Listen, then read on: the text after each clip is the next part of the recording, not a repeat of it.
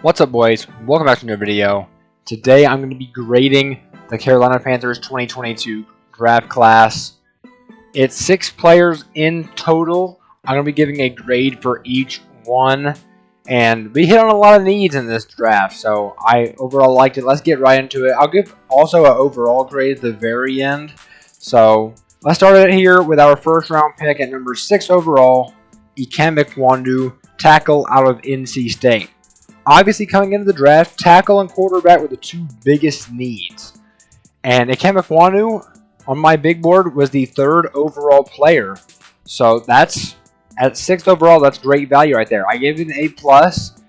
Well, yes, I considered giving this just an A and not an A+, because I did technically have Evan Neal higher on my board. But when you look at the Panthers, a team who loves to run the ball, Wandu can help you with that all day, every day.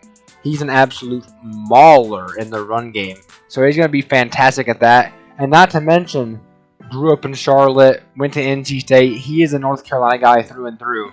So, and a Panthers fan growing up. So Wandu here was just basically a perfect landing spot and incredible value. Gotta be an A+.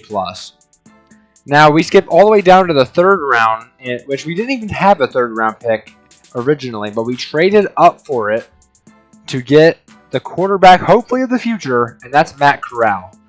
Now, at the time, I'm not going to lie to you guys, my immediate reaction to this pick was, oh my gosh, Sam Howell was right there. Because you guys know I'm high on Sam Howell. Sam Howell is my 7th ranked player in the entire draft class on my big board. And the fact that he fell to 5th, by the way, absolute insanity. Their teams are going to regret that, I promise you. Anyways, but after my initial reaction wore off and I kind of felt more into it, Matt Corral's a great player. Looking back at my big board, he was like in the mid-20s, around the 25 range. My 3rd ranked quarterback. He's got good arm talent. He's mobile. He's tough as nails, not afraid of anything. On the football field, at least. But that's exactly it. He did play in an RPO heavy system where there wasn't many reads needed to be made. But I did give this an A-. If this was Sam Howell, my goodness, A+ all day. But Matt Corral was definitely my second favorite available quarterback at the time. So I do overall enjoy the pick. And we only gave up a 4th from this year and a 3rd from next year in the 2023 class, I believe. So not too much for the potential quarterback of the future. So I like that there. Next pick, we go into the 4th round, and which we also traded up for this pick because we traded our original 4th round pick to get Matt Corral. So this was also traded up for. It's Brandon Smith, linebacker out of Penn State, former 5-star recruit, mega athlete at the linebacker position. Didn't necessarily show his full potential at Penn State. He's a little bit of a raw prospect. But overall, if I had to classify this draft class into a few words for the Panthers, freak athlete is what I use. Wandu, freak athlete. Brandon Smith, freak athlete. Matt Corral, good athlete for the quarterback position. And we'll get to some other freak athletes as we get into the draft. But A- is what I ended up giving this. He's developmental. He's not necessarily ready to play right away. And he doesn't really need to. With some of the linebackers he brought in, Corey Littleton. Not sure if Damian Wilson's going to be able to play with all the issues he's going through right now. But Brandon Smith's definitely going to be a good option for the future. If we can develop him, he's going to be a stud with all that athleticism he got. So next is going into the 6th round, I believe. Yes. And that's Amari Barno at 189. I'm giving this a B+. And he's he's an edge rusher / outside linebacker. A position of need since we lost... we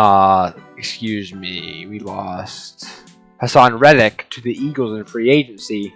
Amari Barno is someone we needed to bring in. He's also raw. He didn't have great production in college, but you talk about freak athletes. This guy ran a sub 4.40 at the defensive line position. That's just insanity. I think an underrated run stuffer, honestly. Plus, the pass rush upside is obviously there. but there's a lot of work to be done. I doubt he'll play much at all in his rookie season, but the development, there's potential there, and the Panthers aren't quite ready to win yet, so I think he'll be a good piece for the future. We gotta hope Yetur Gross-Matos takes the next step, though, to be alongside Brian Burns, where the pass rush could be a little bit iffy this year. All right, going into the next pick, also in the 6th round, it's going to be Cade Mays, a guard prospect out of Tennessee. He's a Georgia transfer. He was a former 5-star recruit. Got some playing time at Georgia, but I'm honestly not. I guess he just transferred. I think he transferred to Tennessee actually to play with his brother, if I'm not mistaken, and to get like more playing time. So he did end up going 199, and as expected with a 5-star recruit, he's also a decent athlete for the guard position. He's not exactly a mauler. He's more of a technical type offensive lineman. But I think he's going to definitely immediately add guard depth. Probably be backup left or right guard coming into the season, possibly. He can play tackle. He has played tackle. He definitely projects more as a guard, though. And being 199, this is the Tom Brady pick, so a lot to live up to there. So that is our second 6th round pick there. I gave that an A-. And with the final pick of the Carolina Panthers 2022 draft class, we selected Kalen Barnes, a defensive back out of Baylor. Now, you talk about freak athletes, like Kalen Barnes is that, man. Kalen Barnes, this dude ran a 4.24 or something? He ran something absolutely insane during the NFL Combine, the fastest among any player, I believe it was. Yeah, 4.23. That is just insane. No defensive back has ever ran that fast in the history of the NFL Combine, at least, and like official recorded times. But freak athlete, I think if you can put him in the slot, he's going to be a monster. Still some development to be done, obviously. But Kalen Barnes, a guy I expected to go higher than the 7th round. But I gave this pick an A. I'm honestly, you could argue this is an A+, because Kalen Barnes, a guy who played for Matt Rule in a short amount of time when he was there, when Matt Rule was there at Baylor.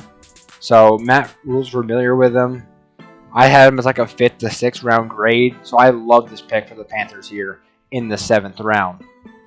And yeah, so I'm now going to give the overall grade, and that's going to be an A- for me in this draft class. I thought the Panthers did a really solid job. When you talk about Ikem Ekwonu, Matt Corral, Brandon Smith, Amari Barno, Cade Mays, and Kalen Barnes, just freak athleticism and potential across the board. Every single one of these guys, I promise you, has potential to be like Pro Bowl type talents. Will any of them reach that? I don't know. It's obviously, I think, more likely for some than others. But I love this draft class, man. If we would have had Sam Howell there, bro, A+. This is the greatest draft class I've ever seen. But since we didn't do it, I'm going to give it an A-. But love the class anyways. If you haven't already, check out the hype video I did for this draft class. I'll link that in the description down below. And tag it right here. But thank you guys for watching anyways. And I will see you guys in the next one.